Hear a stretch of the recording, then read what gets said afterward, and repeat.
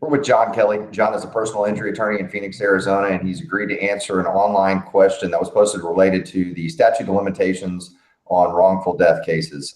John, with that said, let's go into the questions. Question was by Scott. Scott says, we had a death in the extended family over a year ago due to an accident on a friend's ranch. My aunt never wanted to hire an attorney because the owners of the ranch are friends. However, I plan on talking to her to see if she is willing to at least meet with an attorney. How long does the family have to pursue this case?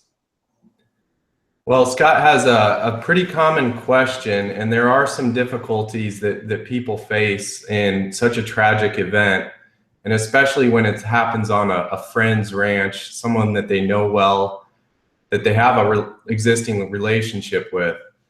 The important thing that they need to understand is that, first off, there's many times that we're able to settle a claim with insurance and we're not even pursuing the person that they're having to look at personally.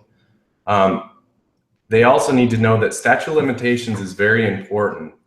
Most states have 2 years from the date the person's death. However, some states may have different statute of limitations, and once that statute of limitations runs, it's gone. The wrongful death claim goes with it. So it's very important to make sure that in this type of situation that you at least sit down with an attorney and figure out when the statute of limitations is. You can also just Google the statutes in the state that you're in. So if you're in Nebraska, you can Google what is the statute for wrongful death in Nebraska? What is the statute of limitations there? But it's always good to double check with a lawyer.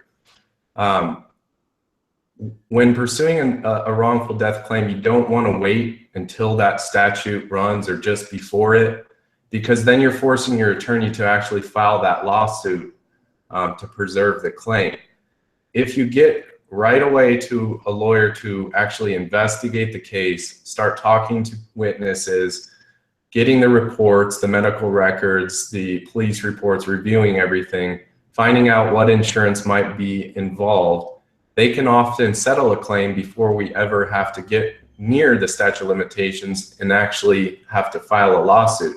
So the family can avoid going through the process of litigation, you know, where you start getting into things like depositions, going to court hearings, possibly even a trial.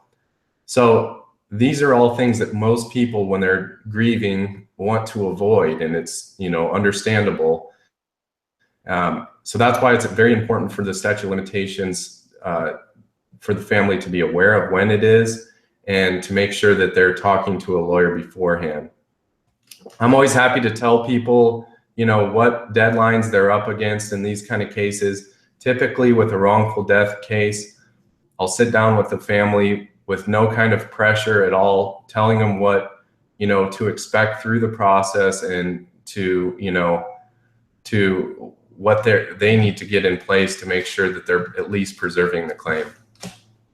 All right, excellent. Well, if you have any other questions for John, obviously you can reach out to him, but you can also, he's agreed to answer online questions. So hopefully that answered your question, Scott. And if you have a question for John, just post it in the comments section below and he's agreed to get back to you with questions.